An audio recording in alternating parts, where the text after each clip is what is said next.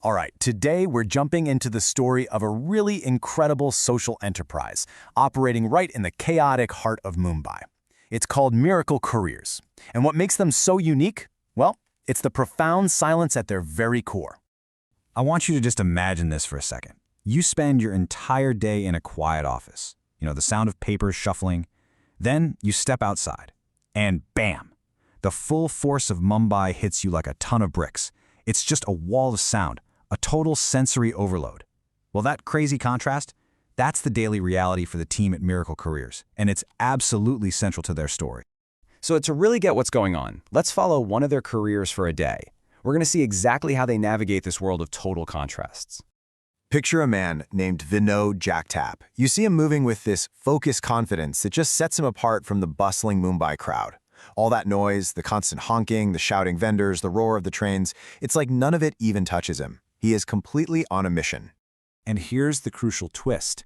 The reason he's so focused, so completely unfazed by the chaos, is because for him, it's all happening in total silence. You see, Vinod is deaf, and so is every single one of his colleagues. Mirakle Couriers is a firm run entirely by the hearing impaired. Now, to really understand why a company like this is truly a miracle, we have to pull back a bit.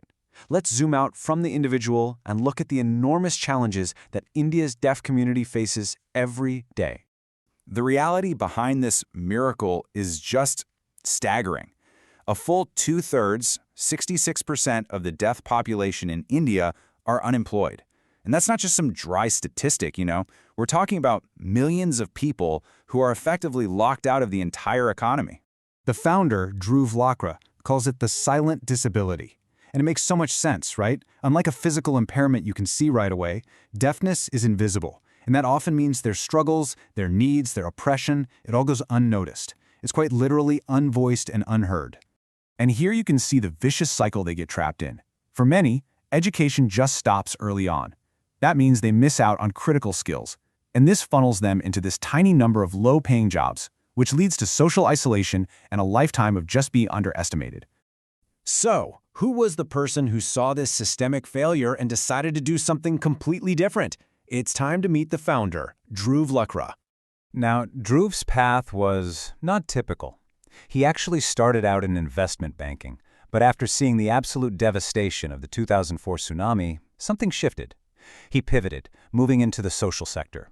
That new path eventually took him to Oxford, and in 2008, he came back to India to launch Mirakle Couriers.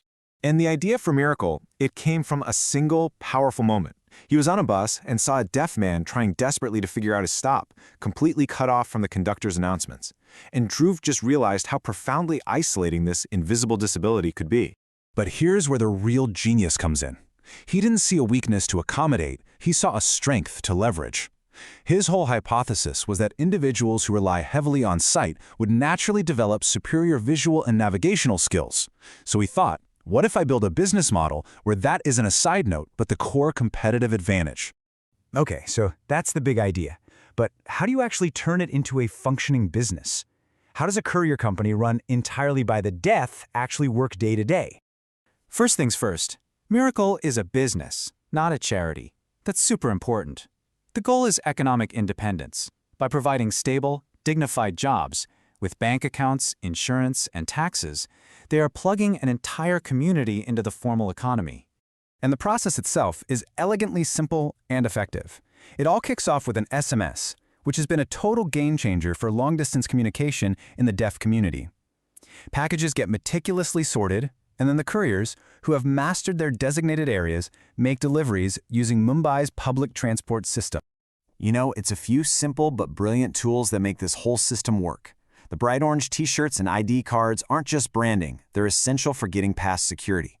SMS is their communication lifeline, and a clear division of labor keeps the whole operation running like clockwork. But of course, running a social enterprise like this comes with a unique set of challenges, especially when it comes to how the world perceives you. And yeah, this really captures the tightrope they walk every single day. On one side, they have to compete on speed, cost, and reliability like any other courier, but on the other, they're dealing with higher training costs and this constant battle against being seen as a charity instead of a competitive business. This quote from a client, wow, it just says it all. Even when a delay is due to something like the train's not working, which happens all the time in Mumbai, the blame immediately gets placed on the disability. It's a prejudice they have to fight constantly, even when their service is flawless. And this bias, it hits their bottom line. Some potential clients, wrongly assuming they're a charity or that they hire cheap labor, will ask for absurdly low prices. It forces Mirakle to constantly educate the market that their service is premium, and their employees are professionals who deserve to be paid as such. But despite all those challenges, the impact on the employees themselves is just profound. This is about so much more than just a job. Hey, remember Vinod, the courier we met at the beginning? A steady job with Mirakle has given him not just an income, but the confidence and dignity to build a future. He's saving up, he's planning a life, he's participating in society in a way that was previously just unimaginable for him. And perhaps most importantly, Mirakle has created a community. For many employees, like Bhupesh here, who is the only deaf person in his entire village, this is the first time they've ever had a group of peers. The first time they can share a joke in their own language and feel that true sense of belonging. It's huge. So Mirakle Couriers really forces us to ask a powerful question. They took something society labels as a disadvantage and turned it into a core business asset. And it really makes you wonder, what other deeply held assumptions that we all have about ability, about value, about potential, are just waiting to be shattered?